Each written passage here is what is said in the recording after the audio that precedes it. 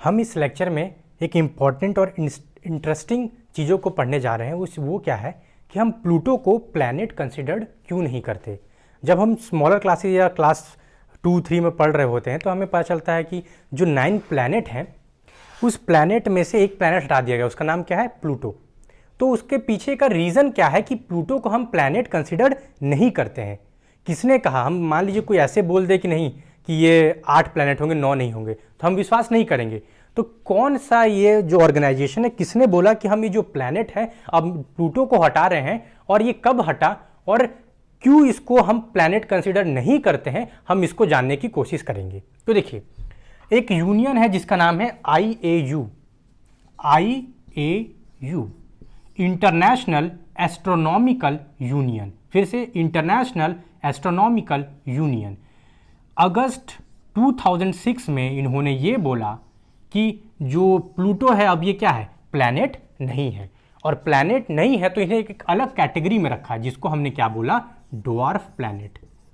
Dwarf planet किसके लिए, dwarf planet किसके लिए यूज किया गया, प्लूटो के लिए। तो देखिए, IAU जो है वो क्या वर्क करता है, यहाँ पर डिफरेंट साइंटिस्ट होते हैं, इंटरनेशनल कोलैबोरेशन होता है जहाँ पर डिफरेंट कंट्रीज के साइंटिस्ट होंगे और वो क्या करते हैं, इन्हेंस करने के लिए नॉलेज, और किस पे वर्क करते हैं, एस्ट्रोफिजिक्स से रिलेटेड, एस्ट्रोफिजिक्स से वर्क करते हैं, एस्ट्रोनॉमी। तो इसलिए ये यूनियन ने ये बोला कि प्लूटो का हम क्या करेंगे, प्लैनेट कंसिडर नहीं करेंगे। तो इन्होंने बोल दिया, पर उन्होंने कुछ क्राइटेरिया दिया कि हम प्लैनेट, किसी को प्लैनेट बोल रहे हैं तो वो प्लैनेट क्यों बोल रहे हैं, उसके रीजंस क्या है। तो 3 रीजन थे, हम उसको पढ़ेंगे, और वो रीजन में से अगर कोई भी सेटिस्फाई नहीं हो पाएगा तो हम उसको क्या बोलेंगे कि वो प्लैनेट नहीं है। तो वो क्या, हम उसको क्या बोलते हैं, ड्वार्फ प्लैनेट और प्लूटो बोलेंगे। तो पहले कौन सी 3 कंडीशन है हम उसको जान लेंगे। उससे पहले मैं थोड़ा सा आपको बताना चाहूंगा कि सोलर सिस्टम क्या होता है। ऐसा सिस्टम जहां सन क्या हो, सेंटर में हो, और बाकी सब जितने भी प्लैनेट है उसके अराउंड एक फिक्स्ड ऑर्बिट में मोशन या अपना रोटेशन करते हो। तो देखिए, मान लीजिए कि सन क्या है, सेंटर में है, और डिफरेंट ऑर्बिट, ये देखिए क्या डिफरेंट जो ऑर्बिट्स होंगे, ठीक है। अब देखिए, ऑर्बिट क्या होता है, इसको हम बोलते हैं ट्रैजेक्टरी, मतलब कि कोई फिक्स्ड पाथ। मतलब मान लीजिए यहां पर अर्थ है, अगर मरकुरी, यहां पर मान लीजिए मरकुरी, वेनस, फिर यहां पर अर्थ आएगा, ठीक है। तो मरकुरी, वेनस जो अर्थ है, तो अर्थ क्या कर रहा है, एक फिक्स्ड ट्रैजेक्टरी, जो पाथ फॉलो कर रहा है सन के तरफ अपना मोशन करने के लिए, मूवमेंट करने के लिए। तो उस फिक्स्ड पाथ को हम क्या बोलते हैं, ऑर्बिट बोलते हैं। तो हर प्लैनेट जो है एक ऑर्बिट में, एक पाथ में, किसके, सन के चारों तरफ क्या करता है, घूमता है। और इसके नाम क्या है, Mercury, Venus, Earth, Mars, Jupiter, Saturn, Uranus, नेपटून और प्लूटो था। प्लूटो को हटा दिया गया। याद करने का तरीका, हम ट्रिक आप कुछ भी बना सकते हैं। माई वेरी एफिशिएंट मदर, जैसे हम मान लीजिए लिख रहे हैं, Mercury, Venus, Earth, Mars, Jupiter, Saturn, Uranus, Neptune, Pluto, ठीक है। तो अब इसमें क्या होगा, मरकुरी हो गया, वेनस हो गया, अर्थ हो गया, मार्स हो, Mercury, Venus, Earth, Mars, Jupiter, Saturn, Uranus, ठीक है। देखिए इसका क्या होगा, my very efficient mother just served us, क्या है, न्यू प्रिपेयर्ड फूड। हम ये बोल सकते हैं न्यू प्रिपेयर्ड फूड। तो आप कोई भी ट्रिक से याद कर सकते हैं, बस हमारा ये कि हमें याद होना चाहिए कि प्लूटो पढ़ने से पहले कि हमारे पास कितने प्लैनेट हैं, क्या है, हम इसको जान लिए, ठीक है। अब देखिए, नेपटून और प्लूटो जो है बहुत दूर थे, क्या सोलर सिस्टम में इनका जो डिस्टेंस है वो बहुत दूर में थे। तो स्टार्टिंग में इनकी स्टडी नहीं हो पाई, मतलब नेपटून के आसपास का क्या इन्वायरमेंट है, इसके ऑर्बिट में क्या हो रहा है, हम उसको नहीं समझ पाए। पर धीरे धीरे जब हमारी स्टडी हुई तो हमने ऑब्जर्व किया कि प्लूटो के और नेपटून के आगे जाके देखा, प्लूटो और जिसके आसपास के एरिया को स्टडी किया। तो अगस्त 2006 में उन्होंने बोला कि प्लैनेट अगर मैं बोल रहा हूं तो प्लैनेट की 3 कंडीशन है। तो कौन कौन से कंडीशन है हम इसको पढ़ लेते हैं। जैसे मान लीजिए मैं बोल रहा हूं प्लैनेट, तो कोई भी प्लैनेट है, प्लैनेट क्या होता है, एक सेलेस्टियल बॉडी, वो बॉडी जिसके पास खुद की लाइट नहीं है। प्लैनेट में क्या होता है, खुद का लाइट नहीं होता, वो कोई दूसरे सोर्स से लाइट या रिफ्लेक्टेड लाइट रिसीव करता है। जैसे सन से हमें क्या बोलता है, अर्थ में एक प्लैनेट है जहां पर हमें लाइट मिलता है। तो प्लैनेट की जब हम बात करें तो 3 कंडीशन कौन कौन सी हैं। इट हैज, क्या मैं क्या इसको बोल सकता हूं, it should be in orbit around the sun. पहला क्या है, it should be in the orbit, it should be in the orbit around the sun. इसका मतलब यह है कि प्लैनेट क्या है कि एक फिक्स्ड ऑर्बिट में सन के अराउंड होगा तो हम उसको प्लैनेट बोलेंगे। हां, हम ये भी समझ लिए। दूसरा ऑर्बिट क्या है? इट हैज सफिशिएंट मास या इनफ मास होना चाहिए उसके पास। किस लिए इनफ मास होना चाहिए? ताकि उसके पास हाइड्रोस्टैटिक इक्विलिब्रियम हो। देखिए, हाइड्रोस्टैटिक इक्विलिब्रियम को हम समझेंगे, पर हम ज्यादा डीप में फ्लूइड में ये सब में नहीं जाएंगे। हम प्लैनेट के कंटेक्स्ट में क्या इसका यूज है हम उसको समझने की कोशिश करेंगे। अब देखिए, मैं आपको word it should have sufficient mass, क्या होना चाहिए इसका? सफिशिएंट मास। सफिशिएंट मास से क्या होगा?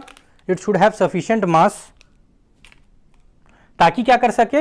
ये ओवरकम कर सके रिजिड फोर्सेस को। तो मैं आपको एक वर्ड लिख देता हूं, इट शुड हैव सफिशिएंट मास। किसके लिए? For having hydrostatic equilibrium. Hydrostatic equilibrium. तो देखिए, इस पॉइंट को मैं लिख दिया, आपके लिए नोट कर दिया। पर हम क्या कर सकते हैं कि हम जो वर्ड को याद रखेंगे, हम क्या बोल सकते हैं? हाइड्रोस्टैटिक इक्विलिब्रियम, क्योंकि हमें इस कॉन्सेप्ट समझना है। तो देखिए, हाइड्रो मतलब क्या होता है? कोई लिक्विड से रिलेटेड होता है। स्टैटिक मतलब रुका हुआ, इक्विलिब्रियम मतलब बैलेंस में। तो हाइड्रोस्टैटिक इक्विलिब्रियम प्लैनेट को जब हम स्टडी करेंगे तो ये बोलता है कि अगर मान लीजिए हर प्लैनेट के पास क्या है? मास है, और मास किसी भी ऑब्जेक्ट के पास होगा तो क्या होगा? उसके ग्रेविटी होगी, मतलब उसके खुद की ग्रेविटी होगी। जैसे हमारे पास मास है, पर हमारा जो ग्रेविटेशन फोर्स होगा मेरे मास से कारण वो बहुत ही कम होगा, क्योंकि अर्थ का मास क्या है? बहुत ज्यादा। तो जितना ज्यादा मास होगा, साइज बड़ा होगा, मास ज्यादा होगा, तो उतना उसका खुद का क्या होगा? ग्रेविटी होगा। अब देखिए, अब मान लीजिए कि कोई एक ऑब्जेक्ट है, ठीक है, रिजिड अगर हम बोलते हैं, ये रिजिड मतलब ये फिक्स्ड है, मगर मैं फोर्स लगा भी रहा हूं तो इसका शेप चेंज नहीं होगा। तो ये बोलना चाह रहा हाइड्रोस्टैटिक इक्विलिब्रियम में कि इसके पास सफिशिएंट मास होना चाहिए, उस मास के कारण उसके पास सेल्फ ग्रेविटी होगी और वो ओवरकम करे। किसको ओवरकम करना पड़ेगा? रिजिड फोर्सेस को जो इस प्लैनेट पे काम कर रही है। मान लीजिए प्लैनेट है, इस पे जो रिजिड फोर्स काम कर रही है, जिसके कारण ये शेप को चेंज नहीं होगा, तो हमें इस रिजिड फोर्स को क्या करना पड़ेगा? बैलेंस का ओवरकम करना पड़ेगा, उससे ज्यादा करना पड़ेगा, ताकि इस प्लैनेट का शेप क्या हो जाए? इलिप्सॉइड।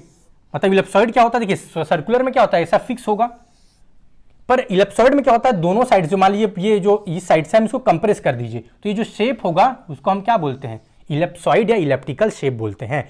तो प्लैनेट में पहला ऑर्बिट अराउंड द सन होना चाहिए, दूसरा it has sufficient mass so to overcome क्या करना चाहिए? Rigid forces. सो ये क्या हो जाए? हाइड्रोस्टैटिक, इसको क्या बोलते हैं? हाइड्रोस्टैटिक इक्विलिब्रियम में आ जाए, ताकि जहां पर उसका शेप क्या होना चाहिए? Elliptical.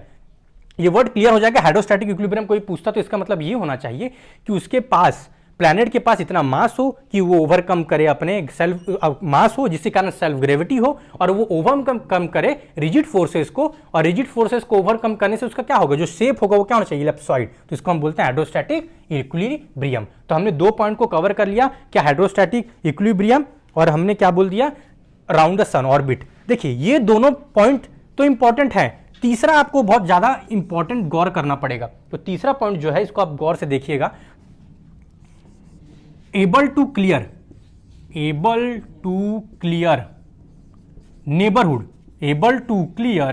neighborhood around its orbit।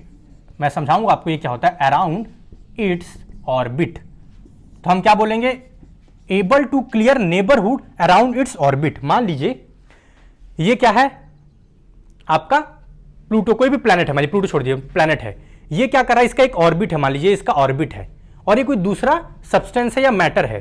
तो ये जो मैटर है और ये जो मोशन कर रहा है, तो इसके ऑर्बिट में आसपास कुछ भी ऐसा पार्टिकल नहीं होना चाहिए। मतलब इसके नेबरहुड, जो इसके अराउंड, मतलब क्या है? अराउंड इट्स ऑर्बिट, मतलब एबल टू क्लियर नेबरहुड, मतलब जो अपने ऑर्बिट में जो वो मोशन कर रहा है और जो नेबरहुड में उसको क्लियर करना पड़ेगा, उससे उसका कोई भी संपर्क या कॉन्टेक्ट नहीं होना चाहिए। तो देखिए, ये तीन क्राइटेरिया होते हैं किसी भी प्लैनेट को क्या हमें बताने के लिए कि ये प्लैनेट है। पर जब हम प्लूटो की बात करेंगे, ये दो कंडीशन क्या होंगे? सेटिस्फाई होंगे कि ये ऑर्बिट में भी है और क्या है? हाइड्रोस्टैटिक इक्विलिब्रियम भी है, ताकि उसका शेप जिसके कारण इलिप्सॉइड है और इलेप्टिकल है। पर जो तीसरा कंडीशन है कि एबल टू क्लियर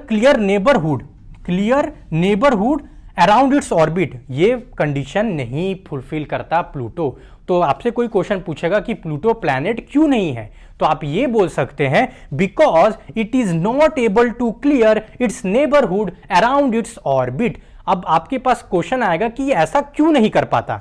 इसलिए प्लूटो नहीं कर पाता कि एक बेल्ट है, देखिए जिसका नाम है क्यूपर बेल्ट। देखिए ये बेल्ट क्या होता है, एक रिंग हो, स्ट्रक्चर रिंग होगा, एक रिंग की तरह होगा। इस रिंग में क्या होता है, जितने भी पार्टिकल, जब से सोलर सिस्टम बना होगा तो जो कंडेंस मतलब जब कूल डाउन हुआ होगा, ये डिफरेंट डिफरेंट सोलर सिस्टम का प्लैनेट बने होंगे, तो कुछ मैटर छोटे छोटे पार्टिकल, जैसे आपने एस्टेरॉइड सुना होगा, वो क्या होते हैं, रॉकी सब्सटेंस होते हैं, जो क्या होते हैं एक ऑर्बिट में होते हैं। तो क्यूपर बेल्ट क्या होता है, 30 to 50 एस्ट्रोनॉमिकल यूनिट, ये यूनिट इतने में सन से इतने डिस्टेंस पे ये प्रेजेंट है प्लूटो के पास। और इस बेल्ट में क्या है, मान लीजिए छोटे छोटे क्या होंगे और पार्टिकल्स होंगे, ये मैटर बोल सकते हैं। ये कैसे बने होंगे, जब सोलर सिस्टम का फॉर्मेशन हुआ होगा।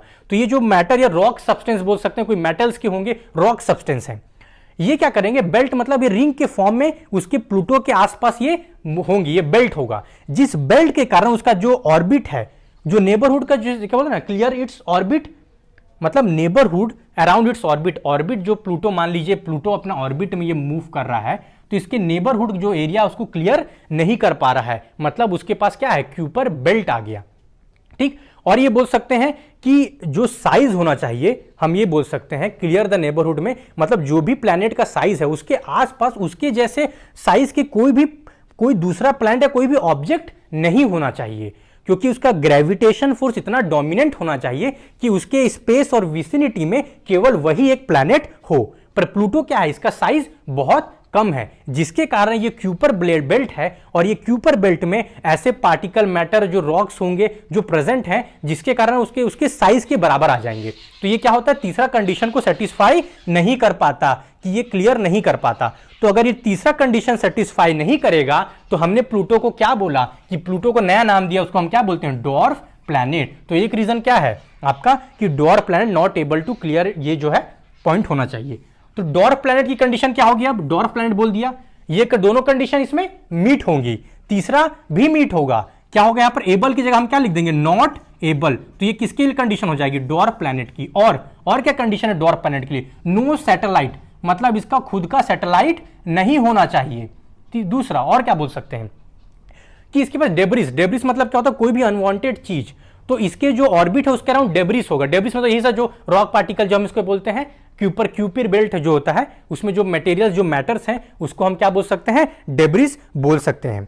और देखिए प्लूटो क्या छोटा है साइज में, तो इसका ग्रेविटेशन पुल भी क्या होगा, वीक होगा।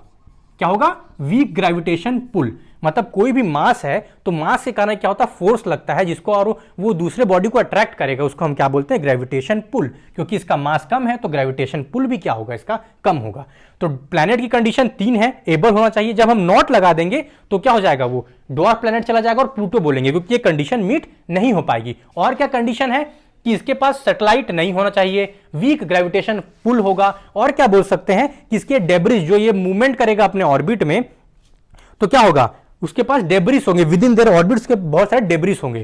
तो हम इसको क्या बोलते हैं, प्लूटो को। इसलिए प्लूटो क्या है, डॉर्फ प्लैनेट है। तो इसलिए हम ये बोल सकते हैं, कोई भी हमें ये पूछता है तो प्लूटो क्यों नहीं है, तो हमने ये बोलेंगे कि IAU इंटरनेशनल एस्ट्रोनॉमिकल यूनियन, इन्होंने ये बताया कि जो प्लूटो है प्लैनेट क्यों नहीं है, इसके रीजन समझा दिए। और जो डॉर्फ प्लैनेट है, कौन कौन से डॉर्फ प्लैनेट है, 5, हम उसका नाम भी आपको मैं बता सकता हूं, कि डॉर्फ प्लैनेट जो है 5 है, 5। तो 5 जो डॉर्फ प्लैनेट है उसमें से नाम हम लिख सकते हैं डॉर्फ प्लैनेट का। एक होता है Makemake, MEKE, Makemake, Eris, ERIS, Pluto, Makemake, Eris, Ceres और हौमा, HAUMEA। ये 5 क्या है, डॉर्फ प्लैनेट। और भी डॉर्फ प्लैनेट मोर देन 40 है, पर उसका डिस्कवरी अभी चल रहा है। तो 5 जो अभी रिसेंट में है वो मेकमेक, एरिस, सेरस और हौमिया, HAUMEA। तो ये 5 डॉर्फ प्लैनेट हैं। और इसलिए हम आज ये समझ लिए कि प्लूटो को हम क्या नहीं बोल सकते, कि ये प्लैनेट नहीं है। बस एक कंडीशन आप हमेशा याद रखिएगा, not able to clear neighbourhood around its orbit. और देखिए प्लूटो में क्या है, क्यों नहीं कर पाता, मैंने बता दिया, एक बेल्ट है, क्योंकि क्यूपिर बेल्ट, जिसमें क्या होंगे, कुछ मैटर जो भी सब्सटेंस है वो क्या होंगे, कब बने होंगे, जब सोलर सिस्टम का फॉर्मेशन हुआ होगा। पर हम क्या क्या अपने स्टडी हम लेट तक पहुंचे क्योंकि ये बहुत फार अवे डिस्टेंस में थे, नेपट्टून के बाद हम नहीं स्टडी कर पाए। तो जब हमने स्टडी किया तो हमने इसको क्या कर दिया, प्लैनेट की कैटेगरी से हटा दिया। Thank you.